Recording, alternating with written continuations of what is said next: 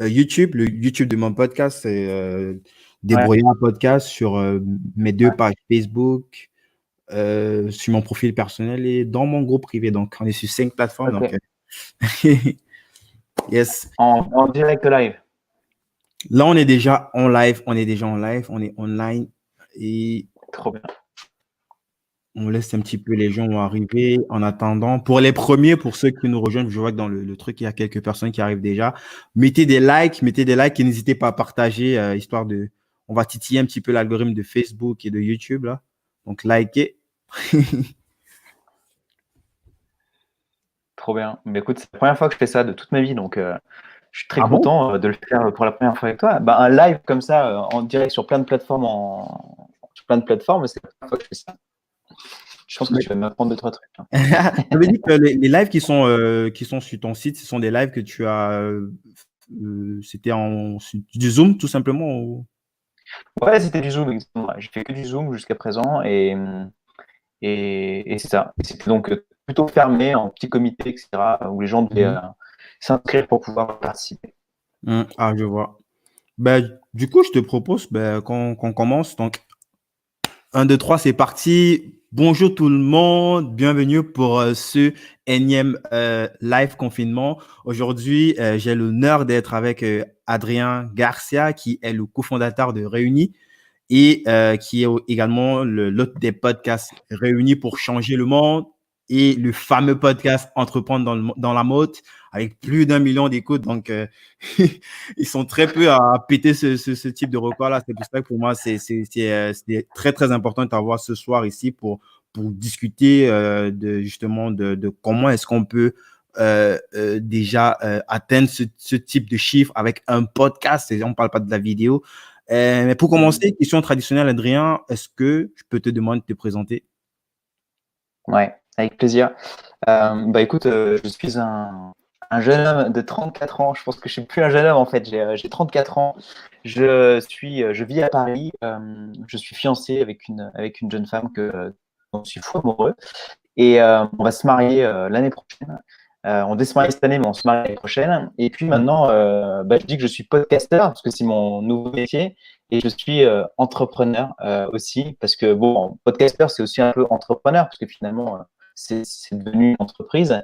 Et entrepreneur parce que j'ai co-créé justement avec ma fiancée et avec mon frère Mhm. une société de prêt-à-porter pour femmes qui s'appelle Réunis.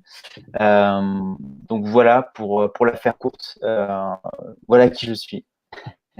Et justement, cette ligne de prêt-à-porter qui a aussi son propre podcast qui a du même nom, euh, Mm. avec en plus au-dessus pour changer le monde. Est-ce que tu peux nous expliquer un petit peu le contexte? C'est quoi l'idée de ce. Est-ce que c'est quoi? C'est un énième, une énième ligne de prêt-à-porter générée comme on a l'habitude de voir où il y a un concept particulier derrière? Ouais. En fait, je pense que pour expliquer Réunis, il faut expliquer entreprendre dans la mode. Parce qu'en fait, c'est une histoire humaine, c'est une histoire de rencontre, etc. Moi, quand j'ai lancé mon podcast Entreprendre dans la mode en 2017, donc Mhm. il y a pratiquement 3 ans maintenant, Mhm. j'étais en pleine transition, je changeais de vie, j'étais retourné à l'âge de 28 ans à l'école pour devenir designer, parce que mon rêve de gosse était de devenir designer, de travailler dans des grandes maisons, et pourquoi pas un jour d'entreprendre dans la mode à mon tour. Mhm. Et quand j'étais à l'école, je me suis vite rendu compte que l'industrie de la mode, c'était une industrie qui est extrêmement complexe, qui est très bouchée, où il y a beaucoup de gens qui se bousculent au portillon. C'est une industrie qui est très difficile parce que j'aime bien dire que et encore plus dans cette industrie, c'est une industrie qui est, enfin, réussir une marque de mode, c'est très difficile parce qu'il faut être bon sur le produit, sur la communication, sur la logistique, euh, sur la direction artistique. Et tous ces métiers-là, finalement, c'est à chaque fois des expertises qui sont très compliquées à acquérir ou qui coûtent très cher à outsourcer, quoi, tu vois, Mhm. à acheter. Et donc moi, quand j'étais à l'école de mode, j'écoutais beaucoup de podcasts, mais je trouvais pas de podcasts qui parlaient de l'industrie de la mode et qui parlaient de parcours d'entrepreneurs, de gens qui avaient réussi dans la mode. Et quand je ne trouvais pas cette information-là, bah, j'ai décidé de le créer en lançant Entreprendre dans la mode. Et la petite idée que j'avais derrière la tête, c'était de me dire, en faisant ce podcast, je vais rencontrer des gens qui sont passionnants, qui sont fabuleux, comme tu le fais toi. Tu interviews beaucoup de gens et c'est forcément une source. C'est une source d'inspiration parce que quand tu rencontres des gens, moi j'aime bien dire, on est la moyenne des 5 personnes qu'on côtoie le plus souvent. Ça, c'est ce qu'on dit très souvent, c'est ce que les gens dans le développement personnel, Oui. ils le disent très souvent, mais j'y crois plus que tout. Si tu côtoies des gens qui ont réussi, qui ont envie, qui sont passionnés par ce qu'ils font, etc., bah, toi, par capillarité, tu récupères un petit peu cette passion et de cette envie. Et donc, moi, alors, l'idée que j'avais derrière la tête, c'était de me dire, je vais aller chercher cette passion, cette énergie positive, mais je vais aussi aller chercher un modèle économique, une façon de faire les choses, plein de petites idées, et pour pouvoir mûrir à mon tour mon propre projet. Et j'ai eu plein de rencontres extraordinaires, forcément. Hein. J'ai fait plus de 200 interviews et j'ai rencontré le succès. Alors, c'est un petit succès parce que tu avançais ce million d'écoutes, ça peut paraître énorme, mais comparé à plein d'autres médias, c'est pas grand-chose.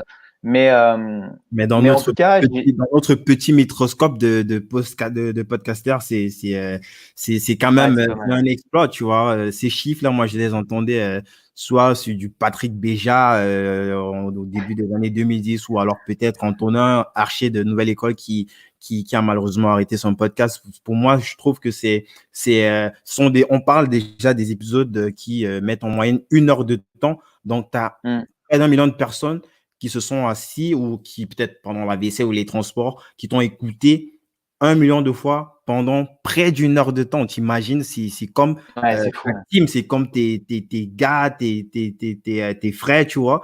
Et si demain, tu as un truc, si tu arrives à un souci, un truc, tu fais un lancement, tu es sûr que eux, ce sont pas des touristes, quoi. C'est pas pour critiquer YouTube, mais sur Mm. YouTube, l'algorithme, elle fait de telle sorte qu'il y a plein de personnes qui arrivent sur tes vidéos par hasard. Quelqu'un qui t'écoute Mm. 1 heure de temps, quand même, là, et là, tu en as 1 million. Donc, moi, je trouve que c'est un exploit et franchement, bravo pour ça. Bah, t'es gentil, merci beaucoup. Et pour revenir sur l'histoire de Réunis, l'idée, j'ai eu plein de rencontres extraordinaires et qui m'ont vraiment marqué et qui m'ont permis de, de me faire mon propre avis en fait et de consolider mon projet. Et, euh, et en tout cas, je me suis dit, dans ces rencontres, il y a eu une rencontre vraiment importante et j'en parle à chaque fois, mais c'est une femme qui s'appelle Marie-France Cohen qui a fondé Bonpoint, Démodé et le concept store Merci. Mhm. Et elle m'a dit, Adrien, si on lance une marque de mode aujourd'hui, il faut que ça soit plus qu'une marque de mode, il faut que ça soit porteur de valeurs hyper positives, il faut faire des super produits, pas des produits de merde, comme on en a aujourd'hui beaucoup dans la mode. Et ça, c'était le 13e épisode d'Entreprendre dans la mode. Aujourd'hui, j'en ai plus de 100, je disais. Ça m'a vraiment marqué et c'est devenu obsessionnel chez moi. Je me suis dit, en fait, si je fais une marque de mode, il faut que ça soit une marque qui soit porteuse de sens, qui fasse le bien, qui soit une marque avec une mission, tu vois, de changer le monde finalement, ou de changer la mode, au moins changer la mode. Et donc ça, je l'ai en moi depuis le début du podcast finalement. Et après, j'ai eu d'autres rencontres sur des modèles économiques, notamment, je cite souvent Asphalt, qui est une marque de prêt-à-porter pour hommes qui fait de la précommande et qui co-construit chaque produit avec sa communauté. Et j'ai eu plein d'autres rencontres comme ça qui m'ont vraiment sculpté et qui m'ont surtout donné la confiance. Parce que je trouve qu'entreprendre dans la mode, au-delà d'être difficile, et entreprendre toujours, en fait, qu'est-ce qu'il faut? C'est surtout avoir confiance en soi, avoir les fois, ou en tout cas euh, ouais, avoir le courage de se lancer, parce que c'est dur, en fait, d'entreprendre. C'est hyper difficile. Parce qu'on se met à nu, on se fout à poil devant tout le monde, on montre son bébé. Euh, on monte son bébé au monde et tu es forcément jugé, tu es forcément, enfin, plus à même d'être critiqué. Et tu vois, ces quelques épisodes, enfin, tous ces interviews, ça m'a permis aussi de développer une certaine confiance en moi, de me dire, OK, bah, finalement, tous ces gens, ils sont pas plus intelligents que moi, ou ils sont pas plus courageux que moi, mais ils y ont été. Et ça m'a donné le courage aussi de me lancer à mon tour et de lancer cette marque qui s'appelle donc Réunis. Mhm. Euh, et donc, Réunis, grosso modo, c'est une marque de prêt-à-porter pour femmes. On co-crée chaque produit avec notre communauté sous forme de questionnaire. Donc, on dit, voilà, on va travailler sur le groupe multivers et on demande à notre communauté qu'est-ce qui va pas avec ce produit en particulier. Et on leur demande aussi qu'est-ce qu'il faut absolument dans ce produit. On leur demande le prix, on leur demande la matière, les couleurs, etc. Ce qui nous permet de faire un produit qui corresponde vraiment aux attentes des clientes. Et une fois qu'on a toute cette data, on lance un premier proto. On fait qu'on appelle aussi dans la mode, tu sais, on fait des shopping. On va dans les magasins de vintage pour aller chercher des idées, des détails, des volumes qui sont intéressants. On travaille avec des spécialistes, donc on travaille avec un modéliste ou d'autres designers spécialisés dans chacun des produits. Et on fait un produit, on fait un premier proto. On le reçoit, on l'essaye, on le fait essayer à notre communauté aussi. On a un petit groupe de gens sur WhatsApp qui sont vraiment notre garde rapprochée de clientes, à qui on confronte régulièrement nos idées et les produits. Et une fois qu'on a mis au point, parce qu'il y a plusieurs allers-retours avec les gens, enfin avec notre communauté et puis nos fabricants. Et une fois qu'on a mis au point notre produit, en y ajoutant vraiment la touch réunie, le petit twist qui va bien, parce que ce qu'on oublie de dire souvent dans Réunis, c'est qu'on aime la mode et qu'on a vite fait de faire des raccourcis. Tu vois, souvent les gens ils se disent bah, vous faites des essentiels du vestiaire féminin, vous prenez les idées de tout le monde et on peut croire que ça donne des produits qui sont comment dire, qui sont pas très forts, quoi, pas très mode, qui sont un peu fades. Et nous, on fait vraiment tout, on fait vraiment en sorte d'avoir des produits qui soient pas fades du tout, quoi, qui ont vraiment la touch réunie dans la couleur, dans le détail, etc. Et une fois que donc on a mis au point ce produit, on le met en précommande pendant une période donnée. Donc là, tu vois, on s'apprête à lancer la chemise en popeline. On va ouvrir les Ouais, ventes j'ai pendant vu ça 15 sur les jours. sites, ouais. Et pendant 15 jours, et une fois que les gens ont passé commande, on lance la production. Et quelques mois après, on livre les gens. L'avantage de ce modèle-là, c'est que le fait de co-créer avec les gens, on crée des produits que les gens ont vraiment envie d'avoir. En plus, on n'a pas d'intermédiaire, on vend directement aux consommateurs, donc on n'a pas tout ce qui est revendeur, etc. Donc forcément, il n'y a pas les marges des gens qui peuvent revendre le produit. Donc on est vraiment sur des prix justes. On est obsédé par le fait que la qualité doit être accessible au plus grand nombre. Et en vendant uniquement en précommande et en produisant uniquement ce qui est vendu, eh ben, on évite tout ce qui est tous les gâchis et la période des soldes, etc. Toutes ces choses qui sont un peu bizarres et que les gens ne comprennent plus trop dans notre industrie. Ouais, moi, je trouve ça super intéressant. C'est quelque chose qui est très commun, même dans le secteur de l'infoprenariat. Je suis un petit peu pro. Je fais une Oui, sorte de lancement inversé, de co-créer comme ça des produits avec ouais, les premiers prospects qui apportent des feedbacks continus jusqu'à avoir le ouais, produit le plus abouti. Qui forcément, si ça plaît à l'échantillon, ça va forcément plaire à la grande masse, quoi, une bonne partie de la grande masse en tout cas. Je trouve ça super intéressant. Et aussi, il y a un élément intéressant que j'ai lu quelque part par rapport à Réunis. Ça m'a marqué. Ça m'a fait penser justement à Michael Ronzan de la NEMS, la marque NEMS qu'on a reçue sur le podcast, sur tout ce qui est l'éthique, la fast fashion. C'est le fait que vos productions, tu as parlé de gaspillage. Et ouais, justement, les entreprises qui sont dans la mode, ils ont en général cette obsession-là de produire des trucs qui forcément n'ont pas une très longue, qui n'ont pas une longévité dans l'optique que les personnes reviennent acheter. Et c'est le contraire que j'ai lu, en fait. Je me rappelle plus exactement des termes, mais l'idée, c'était de construire des produits qui durent. C'est ouais. d'associer comme ça la qualité et la longévité. Et j'ai trouvé ça super intéressant. Ouais. Nous, c'est notre obsession chez Réunis, c'est de faire des produits qui durent le plus longtemps possible, qui soient vraiment de très grande qualité. Et on a un processus dans le développement produit qui est hyper drastique. Tout à l'heure, je disais qu'on faisait des questionnaires, donc vraiment, on va aller chercher tous les problèmes qu'il y a avec ces archétypes dans le design. Mais derrière, souvent, il y a des problèmes de qualité dans les vêtements. Ça se trouve, c'est transparent, Mhm. ça passe pas les tests de machine à laver. Au bout de 3 lavages, c'est tout pourri, etc. Tu jettes tes fringues. Et nous, notre obsession, parce qu'on pense que euh, on pense que la solution au problème de l'industrie de la mode, c'est de faire moins mais mieux, c'est de faire des produits qui durent longtemps. Et donc, dans le processus de recherche de matière, c'est très strict. La première chose, c'est que il faut que la matière, elle soit luxueuse, tu vois, qu'elle soit vraiment de très grande qualité, qu'elle soit douce, que le toucher, que la main soit belle. Et franchement, moi, j'ai pas à rougir de la qualité de nos produits. Et franchement, nos produits pourraient être vendus chez Hermès, quoi. C'est de ce niveau-là, tu vois. On se met la barre à ce niveau-là. Le deuxième truc qui est hyper important, c'est la qualité dans le temps. On fait typiquement à chaque fois qu'on cherche une nouvelle matière.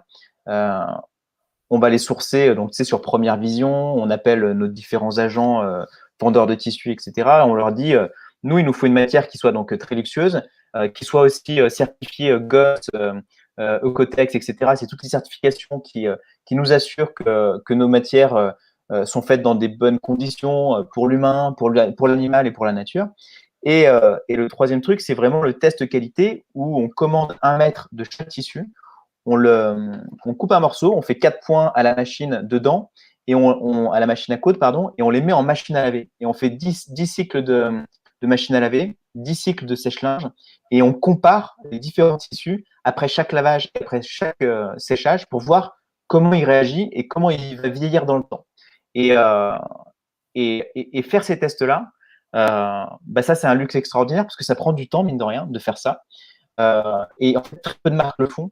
Mais ça nous assure d'avoir des produits d'incroyable qualité, quoi. Et d'être surtout de produits. On est certain que demain, quand on les vend et quand les gens vont les recevoir, ils vont être, ils vont être vraiment surpris parce qu'ils n'auront jamais vu un produit d'aussi grande qualité qui va durer dans le temps aussi longtemps, quoi. Et, mais tu vois, ce travail-là, on peut le faire aujourd'hui parce parce qu'on a ce processus-là de co-construire avec nos clientes, de prendre le temps de mettre au point un produit. Parce que en moyenne, on prend 4 mois, 5 mois, 6 mois pour faire un produit. Quand tu sais que dans l'industrie de la mode, on a un défilé tous les 3 mois. Ben, qu'est-ce que tu veux faire en 3 mois? C'est impossible de faire une collection de qualité. Ce n'est pas possible. On n'a pas le temps. Et donc, le fait de travailler sur un seul produit, en prenant le temps de le mettre au point, ça t'assure d'avoir un produit d'excellente qualité, un rapport qualité-prix juste imbattable, quoi. Ouais, c'est justement le prix, c'est la question qu'on se pose forcément, vu que le modèle économique de faire des trucs qui sont peut-être beaux, mais qui ne durent pas assez longtemps, c'est de miser sur la masse pour pouvoir gagner de l'argent, parce que quelque part, il faudrait pouvoir gagner de l'argent avec cette activité-là. Comment peut-être au niveau du pricing, comment est-ce que vous réussissez à concilier ces deux éléments, de pouvoir vivre de l'activité, du moins de pouvoir faire de l'argent avec cette activité-là et justement produire des éléments d'aussi bonne qualité et qui Ouais. respectent justement tous ces éléments d'éthique que tu as cités précédemment. Mm. Euh, En fait, on arrive à faire des prix qui sont canons parce qu'on met tout dans le produit. Euh, Tout l'argent, on l'investit dans le produit. Tu sais, dans une marque de mode traditionnelle, vendue en grand magasin ou avec des boutiques, etc., et ben, avoir des boutiques, avoir la marge du revendeur, ça coûte beaucoup d'argent. Euh, donc ça, c'est la première chose. C'est que nous, on a pas d'intermédiaire et on met tout dans le produit. Donc ça, c'est extraordinaire. Et ça, c'est un point mais qui est clé. Deuxième chose, c'est qu'on ne fait pas de marketing. On n'investit pas dans de la pub Facebook. On n'investit pas Non. dans de la pub Instagram. On n'investit pas dans des magazines ou dans des pubs télé, etc. Donc ça, ben, c'est Complètement énorme. organique. C'est complètement organique. Ouais. Ouais, on est tout sur de l'organique. Nous, on mise tout sur le bouche-à-oreille. C'est bouche-à-oreille, bouche-à-oreille, bouche-à-oreille. Et alors, c'est une stratégie qui prend plus de temps parce que le bouche-à-oreille, ben, il n'y a pas de raccourci, hein. Il faut que les gens ils aient reçu leurs produits et que les filles, elles en parlent à leurs copines. Mais nous, on pense que c'est une croissance qui est, euh, qui est le plus durable, en fait, qui est plus durable, Ouais. qui est plus saine, et qui va nous permettre de monter en puissance et qui, à un moment donné, ça va être exponentiel. Parce que le bouche à oreille, tu sais bien, quand une personne est contente, quand une personne est contente d'un produit et encore plus sur un vêtement, ce que je vois, etc., les filles, elles en parlent à leurs copines, à leurs collègues, famille, etc. Et là, c'est exponentiel. Donc, notre objectif, notre obsession en ce moment, parce qu'on est encore tout jeune, c'est de faire les meilleurs produits du marché, quoi. Et quand tu as les meilleurs produits du marché, ben forcément, le bouche-l'oreille, ça fonctionne. Donc, tu vois, on n'a pas de boutique. On ne fait pas de marketing.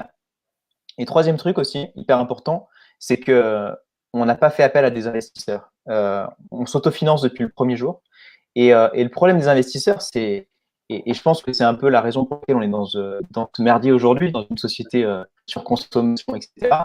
C'est qu'un investisseur, quand il donne de l'argent à un entrepreneur euh, pour monter sa boîte, derrière, il va demander des dividendes, il va demander un retour sur investissement. Et il va pousser la boîte à, à prendre des décisions, à faire beaucoup de publicité, à faire des raccourcis sur ses valeurs, etc., etc. Et nous, en fait, le fait qu'on n'ait pas d'investisseurs, qu'on s'autofinance grâce à la précommande, parce que finalement, la précommande, les Ouais. gens te donnent l'argent avant même que tu aies à sortir de l'argent pour financer tes produits, et ben, ça nous permet d'être sur des prix qui sont vraiment accessibles, parce que la marge qu'on se fait, elle nous sert juste à nous payer nous, tu vois. Et comme en plus, on n'est pas. Alors, bien sûr qu'on veut gagner nos vies et bien sûr qu'on veut vivre sereinement. Je te dis pas qu'on a envie d'être aussi toute notre vie, hein. Si on entreprend, c'est aussi pour, euh, pour pouvoir être libre, hein. Et là, ça te donne la liberté quand même, mine de rien. Euh, mais pas, enfin, c'est pas un but en soi, nous. Notre objectif, c'est pas de nous acheter une plus grosse bagnole, une plus grosse maison ou d'avoir une île, tu vois, on s'en fout de ça. Nous, tout ce qui nous intéresse, c'est de faire des beaux vêtements dont on est fier. Et c'est surtout de- d'être plus que mode, d'essayer de changer le monde. Et c'est pas trop près encore à présent. Le monde de Réunis pour changer le monde, c'est un podcast qu'on a développé en même temps qu'on a lancé Réunis, alors quelques mois après. Euh, Parce que notre objectif aussi, notre mission, c'est de supporter des causes qui nous sont chères. Je te donne un exemple sur, le, sur la chemise là qu'on va lancer dans quelques jours, dimanche. Mhm. On va reverser 5 euros sur chaque chemise qu'on va vendre. On va prendre 5 euros du chiffre d'affaires et on va le reverser à une association qui s'appelle la Maison des Femmes, qui est basée à Saint-Denis et qui vient en aide aux femmes qui ont subi des violences physiques. Euh, et finalement, tu vois, on se dit que ce qui nous excite dans toute cette aventure, c'est de pouvoir aider des associations comme ça qui viennent en aide aux gens qui en ont besoin ou à des associations pardon, qui changent le monde.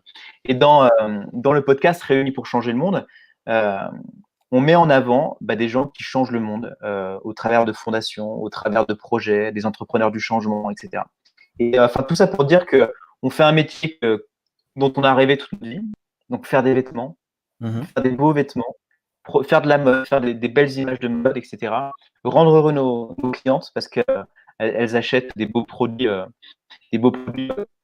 à, à 4 fois moins cher ou 8 fois moins cher qu'un produit que tu pourrais acheter dans une maison de luxe, mais d'aussi bonne qualité, voire de meilleure qualité. Et en plus de ça, euh, eh ben on en vit bien. Et en plus, on vient en aide à des associations qui à leur niveau, changent le monde, quoi. Yes. Donc, en fait, la boucle est bouclée et c'est hyper excitant, quoi, parce que tous les intérêts sont alignés, quoi, tu vois. Mhm. Non, c'est super intéressant. C'est vrai que j'ai envie qu'on creuse un petit peu je suis sûr que pour les dames qui nous suivent, elles veulent un peu savoir plus dans le détail de différents modèles qu'on peut retrouver justement dans la boutique Réunie. Je te propose peut-être avant de revenir sur ce sujet-là, qu'on parle un petit peu plus de toi, qu'on rentre un petit peu en profondeur. Toi, ce qui t'a donné déjà envie d'entreprendre dans la mode, quoi, pour surfer un petit peu sur le nom de ton podcast. Ouais. Je sais que tu es passé, tu as quand même eu cette chance-là de passer par de grosses maisons comme Louis Vuitton ou Balenciaga, ouais. ouais, Alain Ducasse, Mm. HVS. Donc, est-ce que tu peux nous parler un petit peu de c'est quoi tes influences? Comment est-ce que tu rentres dans ce monde-là déjà? Ce monde qui qui est souvent un petit peu fermé, du moins pour du pays où je viens. C'est un monde, tout le Ouais, monde regarde ça de loin, quoi. C'est hyper fermé. Est-ce que tu peux me parler un petit peu de ça? ouais, bien sûr. Euh, alors en fait, moi, ce que je disais en intro, je sais pas si je l'ai dit d'ailleurs, mais en fait, après mon bac, j'ai fait un bac économique et social il y a quelques années en arrière maintenant, et j'ai fait une école hôtelière, euh, et ensuite j'ai fait de commerce. Et alors j'ai fait des choix comme ça, étant gamin, qui étaient un peu stupides finalement quand tu prends avec du recul. C'était que moi, au fond de moi, j'avais envie de travailler dans la mode, j'avais envie de faire un métier créatif, etc. Mais je me suis pas autorisé à le faire. Alors pour tout un tas de mécanismes psychologiques que tu dois connaître, forcément, on est notre propre barrière, hein, on est notre propre mythe, c'est toujours pareil. Et moi, comme j'étais un petit gamin de la province, je me disais que faire un métier créatif ou travailler dans l'industrie de la mode, c'était pas un métier pour moi, c'était pas fait pour moi, quoi. Je me disais que j'étais pas à la hauteur et que c'était un rêve à la con et que j'avais pas trop intérêt à le suivre. Et Mhm. donc, c'est pour ça que j'ai fait une école hôtelière, j'ai fait ensuite une école de commerce. J'ai commencé donc ma carrière chez Alain Ducasse, Yes. euh, donc un grand chef étoilé. J'ai fait ça pendant 2 ans. C'était cool, mais c'était pas foufou. Et ensuite, bossé pour, euh, pour Prêt-à-Manger. J'ai participé à l'installation de Prêt-à-Manger en France, Mhm. où là, c'était assez intéressant, c'était assez cool, parce qu'on ouvrait le marché, donc il fallait trouver des boutiques, ouvrir des boutiques, recruter des gens, accompagner voilà, une chaîne de restaurants à s'implanter à Paris dans un premier temps, et puis après en province. Mhm. Et ça, c'était très excitant parce que c'était très intra-entrepreneurial, où j'entreprenais d'une certaine manière, mais au sein d'une entreprise qui avait les moyens, j'avais mon salaire, etc. Donc c'était un côté un peu rassurant. C'était bien, je me suis bien amusé et tout, mais il manquait quelque chose, quoi. Tu vois, au fond de moi, j'étais pas vraiment complètement aligné avec moi-même et j'étais pas là où je devais être.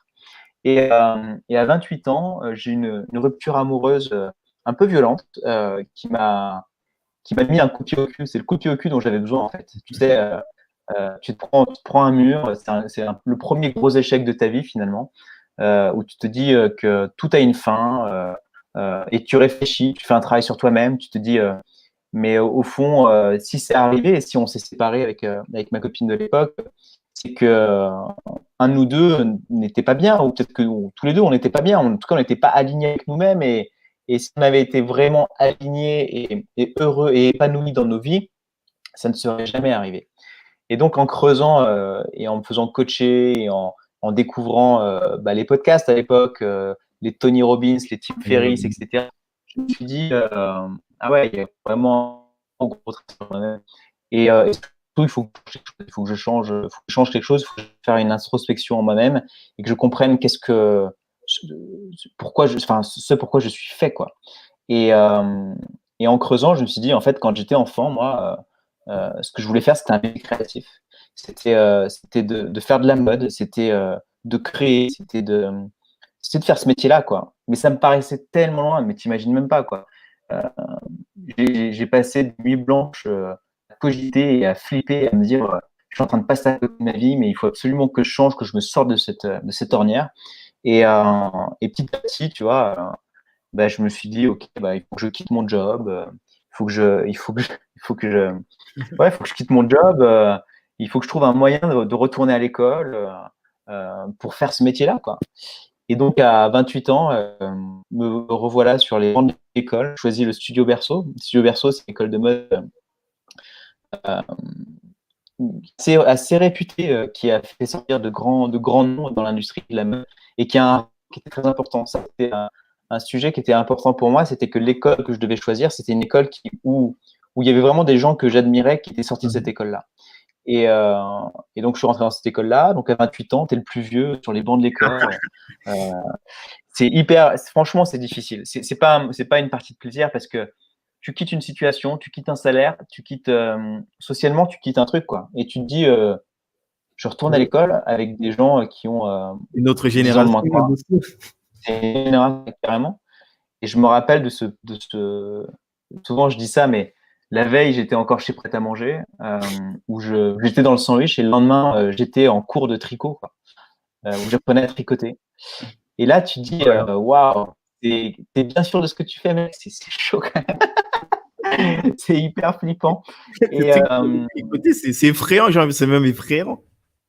ouais, c'était hyper flippant parce que bon, la pédagogie dans une école de mode, c'est que tu apprends tous les métiers, tu fais des maquettes, tu apprends le tricot, tu apprends à coudre, tu apprends à dessiner, tu apprends la mode, qu'est-ce que c'est la mode, qu'est-ce que c'est qu'un vêtement, l'histoire de la mode, etc. Donc, c'est très pratique. En même temps, tu vois, moi, l'école de mode, c'est là où j'ai le plus appris de toute ma vie. C'est parce que Et en même temps, moi, je m'éclatais, quoi. Je rêvais de ce moment-là depuis toujours, au fond de moi. Donc, c'était à la fois très flippant et très comment dire, c'était un peu désagréable socialement parce que tu vas voir tes potes, enfin, t'es étudiant quoi, et tu sors avec, enfin, tu ressors avec des étudiants quoi. C'est trop bizarre, c'est un retour en arrière. Et dès que j'ai eu l'opportunité de trouver un stage la deuxième année, euh, j'étais assez, j'ai compris qu'il fallait que je sois bien avec la fille, avec la dame qui s'occupait des stages. Et, Mhm. euh, et donc, je lui ai dit, écoute, Joël, dès que tu as une opportunité, fais-moi signe, je suis au taquet, etc. Et dès que j'ai eu l'opportunité, il y a eu une opportunité qui s'est présentée pour aller faire un stage chez Louis Vuitton. Et donc, j'ai sauté dessus. Et donc, voilà, premier stage à 29 ans, 30 ans, je crois que c'est 29 ans. Et voilà, tu deviens stagiaire. Ton maître de stage, il a quelques années de plus que toi à peine. Tu as pratiquement le même âge que lui. Mhm. Et tu es stagiaire, quoi. Et tu apprends le métier the tough way, quoi. Tu fais le job d'un stagiaire, mais en même temps, tu vis un rêve de malade mental parce que tu rentres par la grande porte. Parce que tu rentres, alors, par la grande porte, c'est une petite porte parce que tu es stagiaire, mais tu rentres chez Louis Vuitton, dans le studio de création. Et là, c'est hyper kiffant, quoi. Tu te dis, waouh, en fait, il y a 2 ans en arrière, je faisais des sandwichs, j'étais au fond du trou, j'étais au bout de ma life. Et là, ça y est, tu arrives dans une maison de luxe et tu commences à faire ce nouveau métier. Et très rapidement, je me suis rendu compte que ça serait très long, que je serais pas, que je serais pas directeur artistique du jour au lendemain, que j'allais devoir faire mes classes, que ce serait laborieux et très compliqué. Et c'est à ce moment-là que, en écoutant des podcasts, je me suis dit, il faut que je lance mon podcast, quoi, pour rencontrer des gens du milieu, pour comprendre, pour aller plus vite que les autres, quoi. Mhm. Et donc, entre mes deux stages, entre un stage chez Louis Vuitton, entre mon stage chez Louis Vuitton et mon stage chez Balenciaga, j'ai eu 3 semaines de battement et j'ai cogité sur mon podcast Entreprendre dans la mode. Et finalement, c'était la meilleure idée du monde parce qu'il m'a permis de comprendre, d'apprendre, de me faire un réseau, de développer une communauté. Et ça, on verra par la suite que développer cette communauté, c'était le socle de Réunis. C'est que Mhm. les premiers clients de Réunis, c'est des gens qui m'ont connu via Entreprendre dans la mode. Euh, et, et donc voilà, et ta question, c'était pourquoi la mode. En fait, j'adore ce métier, j'adore la mode pour plein de raisons différentes. La première raison, c'est que en fait, la mode, c'est tout sauf anodin, quoi. C'est un peu le reflet de notre société. Souvent, je dis que quand tu vas voir un défilé de mode, c'est un concentré du reflet de notre société. Tu vois, les stylistes, les designers, c'est des gens qui sont très alertes et qui écoutent, qui voient, qui sont très curieux et qui sentent la société.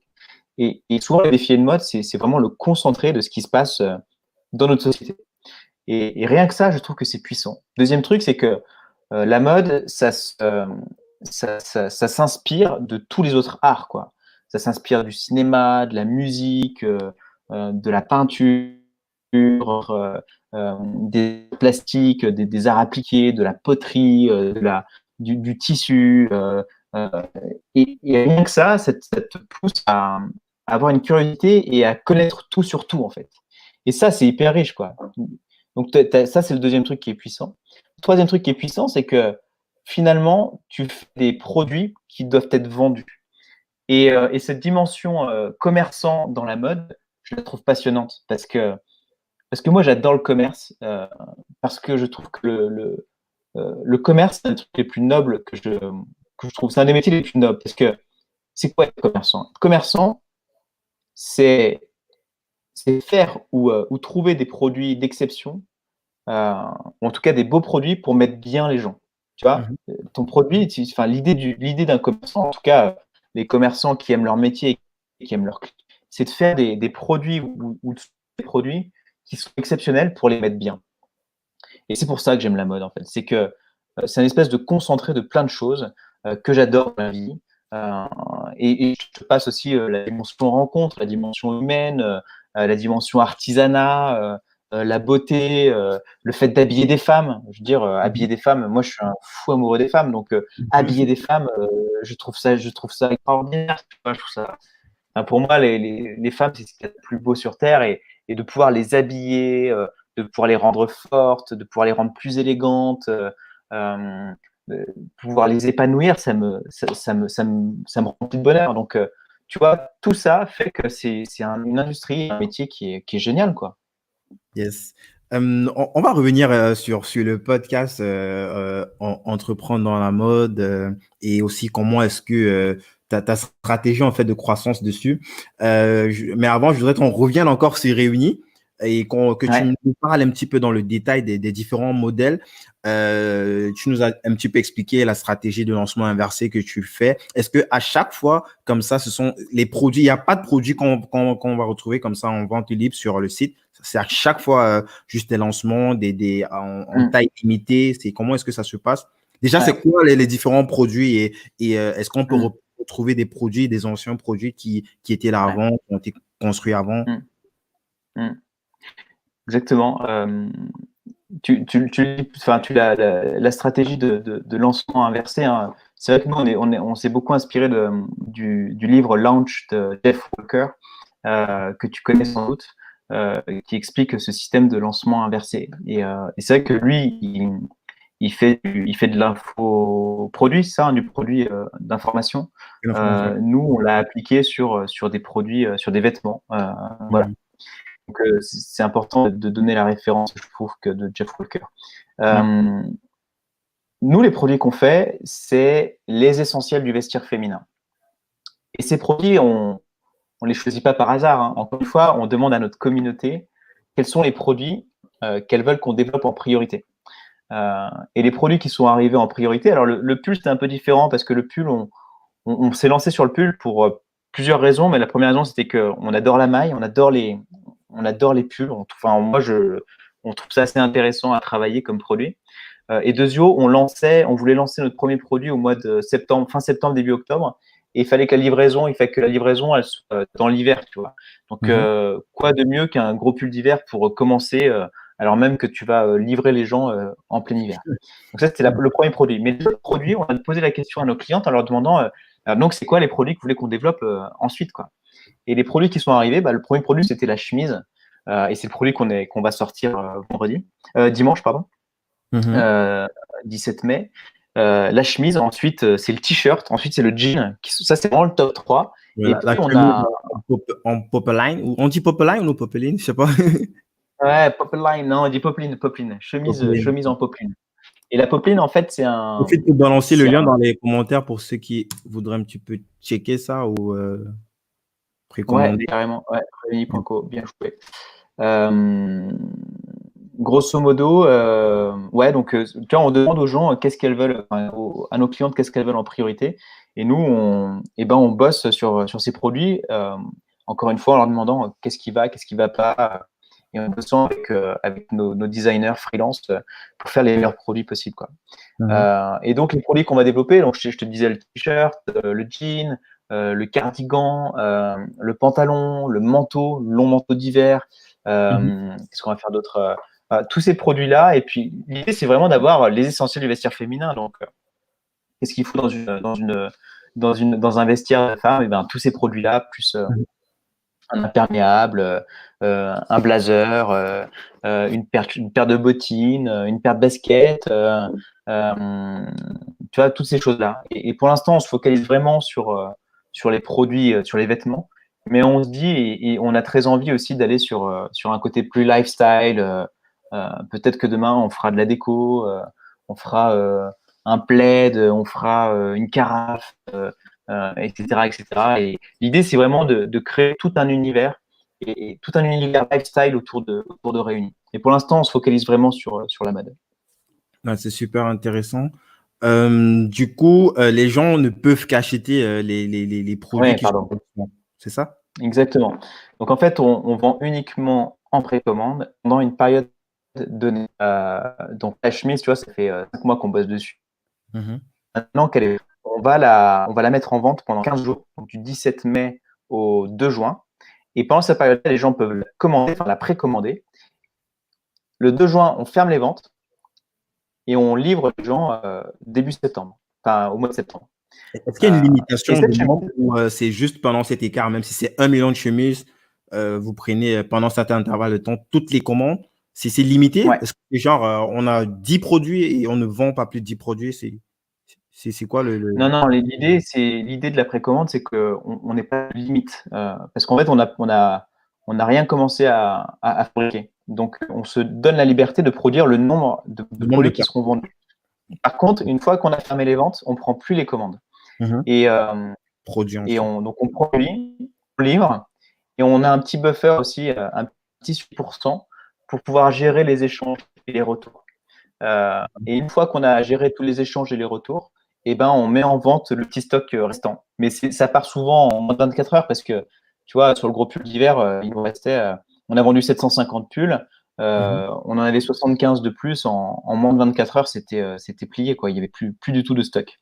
Et, et en fait, l'idée, c'est de faire des rééditions. Donc l'année prochaine, Ah, on ressortira le gros pull d'hiver, on ressortira la chemise, à peu près à la même période, avec des produits qui sont améliorés forcément parce que mhm. on va prendre le feedback de nos clients, Feedback. on va peut-être changer les couleurs aussi, on va proposer de nouvelles couleurs.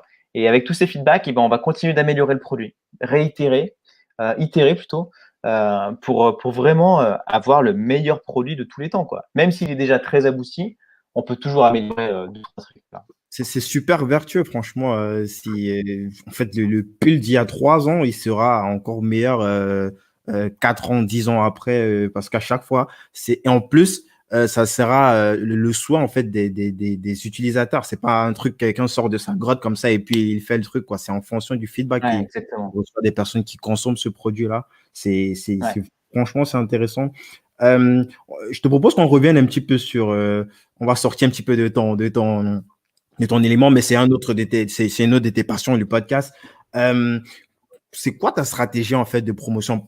Là, on parle plus d'entreprendre dans la mode parce que Réuni il est encore nouveau, même s'il rencontre déjà un certain succès. Mm.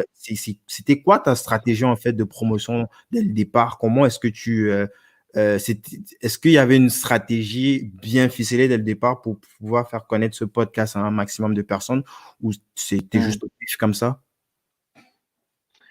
Euh, Au début, c'était un peu freestyle, hein, et il n'y avait pas forcément de, de stratégie, mais oui et non, en fait. Parce que je pense que le plus important quand tu fais un podcast, la clé, enfin, parmi les trois trucs les plus importants, enfin, en tout cas, les trucs les plus importants, je vais pas dire trois parce que sinon je vais en oublier un, forcément, mais c'est de choisir euh, une thématique qui te fait kiffer, quoi. Parce que l'idée, c'est que quand tu te lances dans un truc, c'est pas d'arrêter dans 3 semaines, quoi. C'est de faire et d'avoir une thématique qui est suffisamment excitante pour pouvoir la faire pendant 10 ans, tu vois. Et entreprendre dans la mode, moi, franchement, j'ai interviewé mais un millième des gens que je voudrais interviewer, en fait. Tu vois, il y a tellement de personnalités différentes. Le monde est tellement grand qu'il y a des milliards de gens encore à interviewer. Peut-être pas des milliards, mais en tout cas plusieurs centaines, quoi. Donc ça, c'est la thématique. Le deuxième truc, c'est que je pense que le nom entreprendre dans la mode a été assez efficace. Je pense qu'il faut dire des noms qui soient parlants, qui soient efficaces et qui rentrent dedans. Tu sais qu'entreprendre dans la mode, on va parler de, de gastronomie, et encore c'est faux parce que c'est arrivé. Mais on va pas parler, j'ai pas d'agroalimentaire, tu vois. On va vraiment parler de mode, entreprendre dans la mode, quoi. C'est direct, ça va droit au but et on passe pas par 4 chemins, quoi. Mhm. C'est pas une division. Troisième chose, c'est la réalité. Et je pense que ça, c'est une des clés du succès aussi. Que les êtres humains sont des êtres de régularité, d'habitude plutôt. Euh, et le fait que ça sorte une fois par semaine, tous les mardis, à la même heure, sans pause, je ne me suis jamais arrêté. Hein. Il n'y a pas un seul mardi, ces 3 dernières années où je n'ai pas sorti d'épisode, que ce soit les grandes vacances ou l'hiver ou le jour de Noël, etc., j'ai toujours eu des épisodes à sortir. Et ça, je pense que, c'est une des clés du succès. C'est ne jamais s'arrêter, ne jamais briser la chaîne. Et un autre truc important après, c'est dans ta stratégie, c'est choisir c'est déjà bien faire ton travail en fait, hein. C'est de faire des épisodes qui soient cool et qui soient intéressants, etc. Je me débrouille, j'essaye. Non, mais je pense que ça c'est hyper important. Quatrième point, c'est aller chercher des gens qui t'excitent vraiment pour faire des bons épisodes, et surtout aller chercher des gens qui ont des communautés. Alors ça, c'est dit au début pour personne parce que tu n'as pas grand-chose à offrir en retour, mais tu vois, faut pas que ça soit une obsession. Et je pense que quand même aller chercher des gros noms de temps en temps, c'est important pour aller recruter de nouvelles personnes. Parce que ces gens-là, si tu fais les choses bien, ils vont partager avec leur communauté, et tu vas pouvoir récupérer une partie de cette communauté qui va venir écouter, qui va rester avec toi aussi. Yes. Et je pense et après, il y a aussi ta personnalité.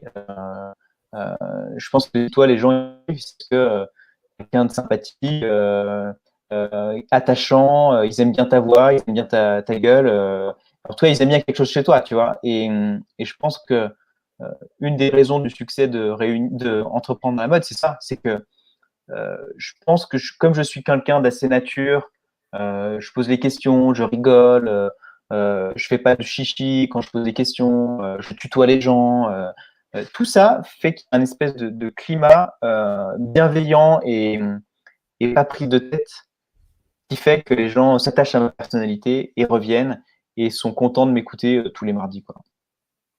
Ouais, c'est super. Et, et je sais qu'au niveau de la monétisation, tu fais plutôt sponsoriser, tu as une autre. Là, on parle juste d'entreprendre dans la mode, on ne parle pas de réunir. Et il y a la stratégie de monétisation passe plus par du sponsoring. Et toi, comment est-ce que déjà tu choisis ces profits? Ce sont des produits ou des services que toi tu utilises ou comment est-ce que Ouais. tu gères ça? Mm. Alors, un autre truc, je pense que dans la stratégie de communication au départ, on a. Alors, moi, j'ai jamais fait de. Alors, j'ai fait un Media Kit assez récemment, etc. Mais j'ai jamais été chercher. Je pense qu'une des raisons du succès aussi, c'est que Entreprendre à la mode, j'étais un des premiers podcasts, tu vois, en France. En 2017, il n'y avait pas grand monde sur le marché, hein. Et la plupart des gens que tu croisais, tu leur disais, j'ai lancé un podcast. Les gens, ils prenaient un quoi? Un podcast? C'est quoi un podcast? Comment on fait pour écouter, etc. Donc, je Ça pense que fait le fait d'être impressionnant. assez. Pourtant, quand tu regardes aux États-Unis, c'est un gros Ouais, business. Mais c'est vraiment impressionnant le fait que ben, en France, bon là, en 2019-2020, ça a pété de tous les côtés avec les podcasts, même les grandes radios s'y ont mis. Mais c'est assez intéressant de c'est voir cette étonnant. différence là, ouais, que tu regardes en début des années 2010, à part le vieux Patrick Béja qui faisait ces podcasts-là, il n'y avait pratiquement personne. Il n'y avait pas grand monde. Ouais. Et donc, le fait d'arriver tôt sur le marché, je pense que ça m'a vachement aidé. Et ensuite, on s'est regroupé en podcasteurs assez tôt. Les podcasteurs indépendants se sont regroupés dans un groupe qui s'appelle Les Mutants. Et en fait, dans ce groupe-là, tu as tous les gens qui sont indépendants. Enfin, tous les gens qui viennent de ces années-là, de 2017, etc. Et donc, Mhm. Grégory Puy, De Vlan, tu as Ouais. Génération Do It Yourself, tu as Léo, etc. Tous les gros acteurs indépendants du marché du podcast en France. Et Mhm. ça, on s'est quand même vachement aidé. Notamment, on avait fait un truc qui était pas mal, c'était de la cross-promo. En fait, on s'était réunis une dizaine de podcasteurs comme ça, où on avait fait des intros en intro pour mettre en parole, je sais plus ce que c'est parole, mais en tout début de podcast, Mhm. on se retrouvait pendant 1 minute 30, 2 minutes, où on disait Salut, je suis avec Grégory Pouy de Vlan, et je voulais vous voir son podcast, que j'aimerais écouter, etc. Donc, là, la cross-promo, ça avait vachement bien fonctionné, ça avait permis d'augmenter un petit peu nos audiences respectives. Et puis après, bah, tu as des articles dans la presse qui tombent. Et puis encore une fois, hein, c'est le bouche-oreille, quoi. Si tu fais du bon boulot, les gens parlent de toi, ils trouvent ça intéressant et les gens écoutent, tu vois. Et c'est l'effet bouche-oreille. Et pour revenir sur la monétisation, c'était ta question. La monétisation aujourd'hui, moi j'ai plusieurs. Enfin, j'ai une principale, c'est vraiment le sponsoring. Euh, et j'y suis arrivé assez récemment. Et typiquement, le sponsoring, c'est quoi? C'est tu choisis un produit, en tout cas, il y a quelqu'un qui vient vers toi et qui te dit, voilà, j'aimerais bien. Tu vas les solliciter, hein, c'est un travail de commercial. Hein, tu Mhm. as vraiment des leads qui arrivent naturellement et puis tu vas chercher des leads parce que tu penses que tu aimes bien le produit ou tu aimerais en parler sur ton podcast. Et en fait, tu fais un message publicitaire de 60 secondes maximum. Tu peux un peu déborder, mais 60 secondes, grosso modo. Tu fais une publicité endorsée. Donc, c'est moi qui fais vraiment la publicité de ce produit-là. Mhm. Et ces gens-là, ils t'achètent 20 000, 30 000, 40 000, 50 000 impressions, 100 000 s'ils ont du budget. Et donc, ces impressions, une impression, c'est quoi? C'est Pour écoute. parler. Ouais, Du au coup, coup pour mille, tu vends ça au coup. Ouais. et tu utilises des intégrateurs comme ça de publicité, comme c'est ART19 ou je sais pas, c'est comment est-ce que Ouais, tu... moi j'utilise Art19. Ouais. Art19, c'est comme Pipa ou Acast, etc. C'est un hébergeur qui te peut héberger ton fichier et les redispatcher sur toutes les plateformes. Euh, et eux te permettent d'insérer du pré-roll, donc du pré-roll, du mid-roll ou du post-roll dans ton catalogue de cases, quoi. Et ça, c'est quand même pas mal. Et en Yes. fait, aujourd'hui, moi, je gère moi-même les entrées des leads et des gens qui veulent faire des publications sur mon podcast. Et là, depuis quelques semaines, je bosse aussi avec une régie publicitaire euh, qui, euh, qui, elle, représente plusieurs podcasts et vend des impressions comme ça et propose mon podcast aux annonceurs. Et Ah, ça m'apporte un petit peu de business. c'est plus toi qui va chercher le lead, c'est cette entreprise qui va Ouais, en fait chercher de potentiels. ouais. Est-ce que ces gens, ils te rapportent des trucs et ils t'imposent, tu as cette liberté de dire, ce produit, moi, je suis pas forcément chaud de pousser ça. Tu as encore cette Ouais, liberté. bien sûr, ouais. Bien sûr, bien sûr, bien sûr, bien sûr. Et ça, c'était un must have pour moi. C'était de dire, ok, moi, si j'en veux pas, je prends pas. Et si j'ai vendu, tu vois, une période directement à un client, j'ai pas de place, j'ai pas de place. Tu vois, je reste complètement indépendant. Et ça, c'est mon obsession, c'est être indépendant. Parce que à partir Mhm. du moment où t'es plus indépendant, c'est l'enfer, quoi. Et surtout, tu as une responsabilité parce qu'en fait, les gens qui écoutent ton podcast, ils te font confiance, en fait, tu vois. Parce qu'ils t'écoutent, ils savent que tu es quelqu'un de bien, de droit, etc. Donc, si tu leur vends quelque chose et que tu mets ton sceau dessus, euh, c'est assez engageant quand même. Donc, il faut faire gaffe de ne pas vendre n'importe quoi. On va prendre du cassoulet sur Entreprendre dans la mode, quoi. On va vendre des choses qui sont vraiment, enfin, qui ont vraiment du sens, tu vois, pour ta communauté, quoi. Qui sont des vrais outils que tu as testés, etc., auprès de ta communauté. Yes. Et au niveau du pricing, tu es aussi sur c'est du 80, 90 coût par. C'est ça, ouais, c'est 85 euros. Ouais. 85 euros pour 1000. Écoute, donc c'est pas mal, tu vois. Moi, je fais entre 50 et 100 000 écoutes par mois. Alors, je suis pas plein tout le temps, mais si tu fais un calcul rapide, ça peut être intéressant. Ouais. Et ensuite, j'ai une autre source de revenus, c'est la coproduction de podcasts.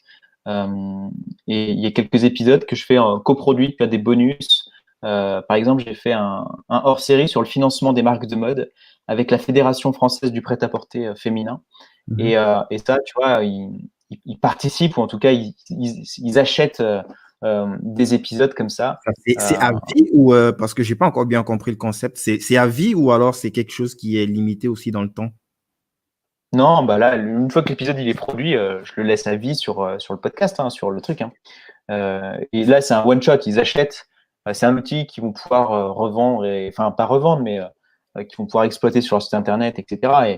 Et c'est pas tout à fait du contenu evergreen parce que le financement d'une marque de mode, il y a 10 ans en arrière, tu vois, c'était un peu différent, quoi. Donc, ça a une durée de vie tu vois, 2-3 ans. C'est pas non plus un truc que Mhm. tu vas pouvoir exploiter à vie, tu vois. Yes. Bah, c'est super intéressant ça. Et peut-être en termes de pricing, tu peux me donner un ordre d'idée pour ces coproductions-là? Grosso modo, un épisode d'1 heure, je le vends pas très cher. Hein. Franchement, c'est pas cher du tout. Je te prépare psychologiquement. mais je le vends 2500 euros l'épisode d'1 heure. Et si tu veux que je te cède les droits pour que tu puisses exploiter autant que tu veux, Et c'est chaque 3500 euros Ok. hors taxe. Ouais. C'est super intéressant, franchement. Et pour clore ce sujet-là, c'est une question qui revient à chaque fois chez des podcasteurs en herbe comme moi. Moi, ça fait juste plus d'un an et quelques mois que j'ai lancé mon premier podcast. Euh, Il y a toujours cette question, à quel moment quelles sont les métriques qui me permettent de décider de monétiser mon podcast ou pas, que ce soit des chiffres ou que ce soit peut-être l'état d'esprit ou une combinaison des deux, je sais pas. Ça, c'est une bonne question. Je pense que je sais pas. Franchement, je pense que ça dépend de ta thématique, ça dépend de Et ton dans ton cas, audience. pour faire plus facile, à quel moment parce que par exemple, là, le sponsoring, c'est quelque chose que tu as lancé récemment, pourtant ça fait assez longtemps que tu enregistres des épisodes de podcast. Qu'est-ce qui c'était Ouais, le déclic? je pense que le déclic, c'est de se décider de le faire en fait. C'est de se dire, ok, euh, en fait, mon audience, elle est énorme. Enfin, elle est énorme. Elle est pas énorme, mais en tout cas, elle est très qualifiée. Et il y a forcément des gens qui ont envie de communiquer auprès de cette audience. Et surtout, mon branding et ma marque Entreprendre dans la mode, elle est suffisamment sexy pour qu'une marque ait envie de coller sa marque à ma marque, à Entreprendre dans la mode. Et ça, en fait, moi, j'ai eu cette prise de conscience, tu vois, il y a à peu près un an et demi, quoi, grosso modo. Il y a un an, franchement, il y a un an, tu vois, pas avant. Et cette prise de conscience, non, peut-être un petit peu avant, il y a à peu près un an et demi. Et cette prise de conscience, en fait, elle te fait dire, OK, bah, en fait, j'ai construit un truc de ouf, mais je l'exploite pas, quoi. Ouais, Et donc, à partir de là, il y a de grosses, de grands comptes, de top players de la filière qui prêtent une oreille attentive, que ce soit du Fashion Network, Vanity Fair, Elle, Vogue. Donc, clairement, c'est quelque chose où si tu pousses, même si c'est du 1% de toute la communauté, ça peut ouais, être intéressant en termes de chiffres. exactement. Et donc, à partir du moment où j'ai pris conscience de ça, je me suis intéressé. Après, à l'époque, tu sais, j'étais encore je bossais, quoi. Je bossais chez Balenciaga. Pendant longtemps, ça a été un side project. Je faisais ça vraiment de façon bénévole. C'était ma passion, etc. Et à partir du moment où j'ai décidé de le développer, donc c'était en octobre 2018, grosso modo, ou 18, ouais. Là, j'ai commencé à bourriner et à me dire, OK, bah maintenant, il faut que je fasse de la coproduction, faut que j'en fasse mon job, quoi. Et là, tu passes en mode entrepreneur, tu fais ton media kit, tu vas chercher les gens, etc., quoi. Et en plus de ça, moi tout ça, je l'ai construit en même temps que Réuni, quoi. Tout ça s'est fait un peu en même temps. Donc, j'ai bossé comme un malade pendant tout ce temps. Et puis à force de faire et de solliciter les gens et de nez avec les autres podcasteurs et à décrocher ton téléphone, etc., et ben, tu vois, tu as une régie qui s'intéresse à toi. En fait, tu vas ouvrir des portes, quoi. Tu vas déclencher des choses qui font que tu vas pouvoir en vivre correctement. Mais c'est vraiment un mindset. Mais bon, je pense que toi, là, tu me poses des questions comme ça, alors que ça fait même pas un an et demi que tu fais ça. Tu vas y arriver, quoi. Bon, je regarde ce que les autres font. Hein. J'invente pas trop non plus. Donc, je récupère ce qui se fait déjà et j'essaie de me nourrir. J'essaie de rentrer dans la moyenne, comme tu parlais, la moyenne des 5, quoi. Donc, Ouais. yes. Wow. Avant qu'on ne se sépare, je suis en train de presque déborder le temps que tu m'as donné. On peut parler rapidement du podcast Réuni. Aujourd'hui, est-ce qu'on est dans quelles eaux? Je sais que ça a plutôt bien démarré. Il y a de beaux profils qui interviennent dessus. Plein de femmes. En même temps, c'est logique. C'est de la mode pour des dames. C'est quoi les grosses tendances? Ouais. Euh, alors, sortir un podcast en 2020, fin 2019, fin 2020, fin début 2020, c'est pas simple, hein, parce qu'il y a beaucoup de gens sur le marché. Ouais. Il faut se battre et c'est pas facile du tout. Encore une fois, les clés, c'est trouver une thématique qui t'excite suffisamment pour pouvoir durer dans le temps. Et l'objectif de ce podcast, il est de l'obsession. Enfin, moi, mon parti pris, c'est de dire pour changer le monde. Et je pense qu'il faut qu'on change notre monde parce qu'il est un peu tout pété. il faut mettre en avant des gens sexy qui changent le monde à leur niveau. Et des gens qui te donnent envie à ton tour de changer le monde. Et, donc, encore une fois, tu commences avec tes petits bras, hein, tu commences avec un pote de pote, tu vas essayer de chercher des gens qui sont intéressants, où tu te retrouves dedans, où tu les trouves attractifs et qui donnent envie de changer le monde aussi. Et les tendances, c'est encore laborieux, quoi. Ça dépend des épisodes, ça dépend de la notoriété des gens, mais tu vois, on fait des épisodes à 1500, 2000 écoutes, ce qui est pas nul, tu vois, mais ça reste petit par rapport à. Pour un truc qui vient de se lancer dans un secteur aussi ultra concurrentiel avec des grosses radios qui sont rentrées dans ce game-là, les grosses radios, elles ont le matos, elles ont le pouvoir, elles ont l'argent pour pousser. Ouais. Donc, c'est devenu un peu plus compliqué qu'avant. Mais déjà, ces chiffres-là, c'est bravo, bravo. Ouais, c'est encourageant, carrément. Est-ce que tu me donnes encore peut-être 5 minutes ou il faut que Bien tu ailles? sûr, on peut déborder, pas de souci. Merci. J'ai un truc à 17h30. Ah, parfait. C'est quoi ton obsession aujourd'hui? Globalement, tu veux dire, ou uniquement Globalement, sur le podcast? qu'est-ce qui t'obsède? Ouais. Mon obsession, c'est de faire des putains de bons produits, quoi, sur Réuni. C'est de faire des produits qui déchirent. Et ça, c'est un travail de tous les jours et c'est vraiment une obsession chez Réuni. Après, l'obsession, c'est de faire du contenu de malade mental, c'est d'aller chercher des gens qui sont passionnants et qui changent le monde. Et puis après, tu as quand même 2-3 KPIs que tu regardes tous les jours et qui t'obsèdent, parce que c'est des KPIs c'est les métriques et c'est un peu la boussole du futur de Réuni, tu vois. Et typiquement, les métriques qui nous obsèdent aujourd'hui, c'est le nombre d'emails que tu arrives à faire rentrer, en tout cas le nombre de nouveaux clients qui s'intéressent à toi, hein, parce que des emails, c'est pas très personnel, mais en tout cas, c'est essayer d'aller chercher des nouvelles personnes qui s'intéressent à toi, qui s'inscrivent à ta newsletter, pour que tu puisses leur raconter ton histoire au travers tes emails. C'est le taux d'ouverture de tes emails, le taux de clic de tes emails. Ça, c'est un peu l'obsession du moment. Et puis, dans quelques jours, ça sera aussi le nombre de chemises qu'on vend, parce qu'en fonction du nombre de chemises qu'on vend, c'est un peu le futur de Réuni qui est en jeu, quoi, tu vois. Balance encore le lien pour la précommande.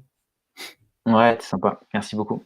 Yes. Mais ça, ouais, c'est un peu les obsessions du moment. Et puis, c'est quoi les autres obsessions du moment? C'est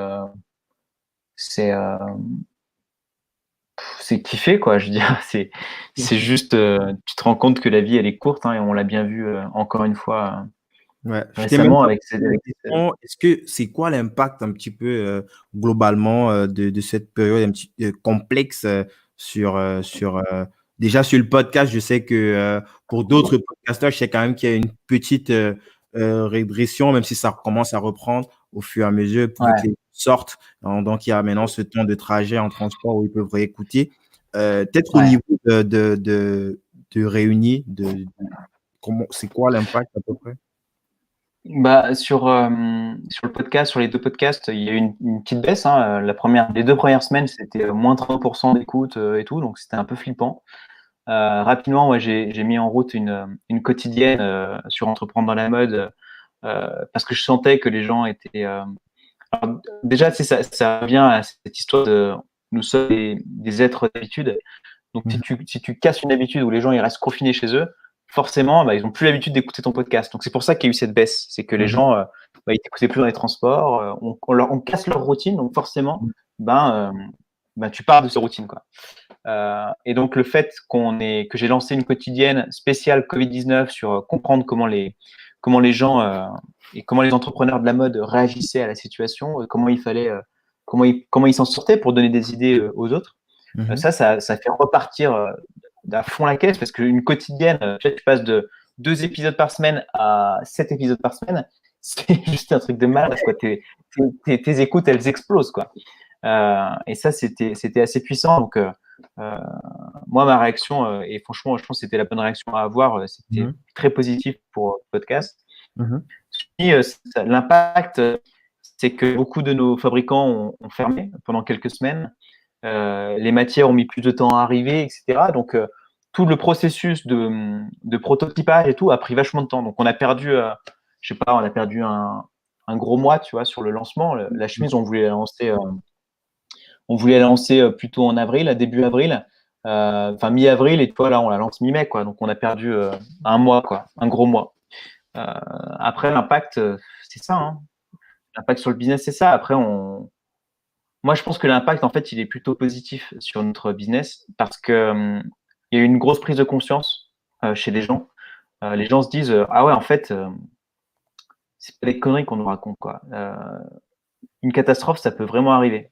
Alors là, c'est une catastrophe sanitaire et tout le monde a été confiné, tu vois, pendant 2 mois. C'est un truc de malade, quoi. Qui Ouais. lui cru que ça pouvait arriver un truc pareil?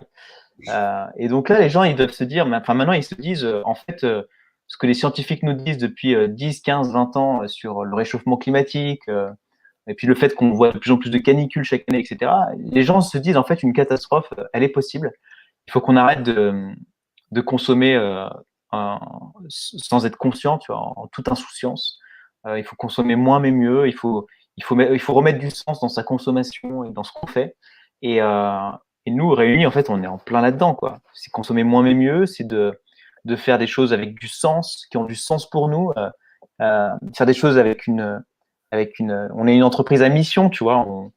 On veut changer l'industrie de la mode, on veut prouver qu'on peut faire la mode, on peut faire une mode différente qui est positive pour notre société. Et donc moi, je pense que euh, cette crise, ça n'a fait qu'accélérer cette prise de conscience générale et que ça sera que bénéfique pour nous, quoi. Enfin, en tout cas, je l'espère, mais j'en suis assez intimement convaincu, quoi. Yes. Adrien, est-ce que tu peux me parler de ta pire nuit blanche je sais pas, de ces dernières années ou ces derniers mois, peut-être lors des lancements de tes différentes activités? Est-ce qu'il y a eu une nuit comme ça qui était euh, la nuit, je sais pas, tout allait péter partout? Ça peut être positif comme négatif, hein, mais Ouais, ouais. Euh, je pense que moi, je dors assez bien, hein. Tu sais, j'ai la chance de dormir très bien et les soucis m'impactent pas trop mon sommeil. Mais je pense que la dernière nuit blanche, ouais, c'était. Je pense qu'elle arrive bientôt, là.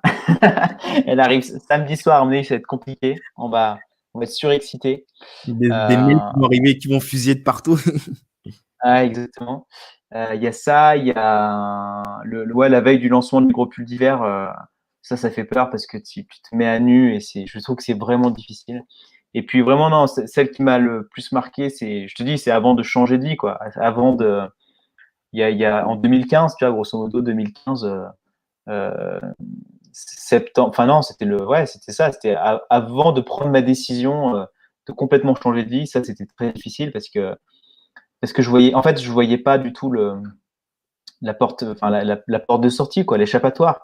Mhm. En fait, quand tu es dans une société comme ça qui est très, euh, où il y a plein de codes sociaux, où, euh, où tu as une pression sociale, ça c'est le mot que je cherchais, où tu as une pression sociale de malade mental, avouer au monde entier du jour au lendemain, en fait, je me suis trompé, etc., c'est extrêmement difficile. Donc, pendant plusieurs semaines, voire plusieurs mois, je dormais pas bien la nuit parce que je me disais, en fait, je suis passé à côté de ma vie, quoi. Je suis complètement passé à côté de ma vie. Et ça, bah, c'est ce qu'il y a de pire au monde, quoi, parce que avoir ce sentiment-là de se dire, en fait, j'ai raté ma vie, alors même que tu n'as que 28 ans. 28 ans, c'est pas vieux quand même. Tu vois, c'est bizarre comme sensation, quoi. Mais en même temps, c'est grâce ou à cause ou grâce à ces nuits blanches que j'ai trouvé les ressources pour tout péter et tout recommencer à zéro, quoi. Donc, ouais, je crois que les pires nuits blanches, c'était quand même à cette période-là, quoi. Là, maintenant, c'est plutôt du positif, quoi, parce que je vis mon rêve et puis j'ai fait ce travail sur moi-même. Tu vois, je me dis, je fais du mieux que je peux. On fait le max. Si ça marche, c'est génial. Si ça marche pas, eh ben, on progressera, tu vois. Et pour l'instant, ça marche, donc on touche du bois, quoi. Excellent. Merci beaucoup, Adrien. C'était un excellent. Merci déjà pour ton temps parce que avant De de rien. déborder, tu as partagé plein de choses intéressantes et des conseils aussi. Je trouve ça, c'est vraiment cool de ta part. Surtout que je dois le prévenir de base. On se connaît pas. Je t'ai fait la demande et tu as accepté de suite sans chercher à savoir si forcément si j'étais un top player aussi. Donc, je te remercie pour ça, pour cette résilience. Et peut-être dernière question, c'est une question traditionnelle que je pose sur ce podcast. C'est quoi pour toi un débrouillard? C'est le nom du podcast en même temps. Ouais, ouais. Un débrouillard. Tout à l'heure, enfin l'autre jour, je me disais, j'avais une interview où on me demandait c'est qui ton héros de fiction préféré. Et quand j'étais petit, je regardais MacGyver. Je sais pas si tu connais Ah ouais, je MacGyver. connais MacGyver. Ouais, Comment il s'appelle l'acteur? J'ai oublié comment il s'appelle. Ouais, je regardais en tout cas la série MacGyver. ouais. Et quand j'étais petit, je regardais MacGyver et je trouvais ça génial parce que le mec, lui, c'est vraiment un débrouillard parce qu'avec 3 bouts, il va se sortir de trucs complètement fous, quoi. Ah, les gens Et, vont des dinosaures maintenant, MacGyver.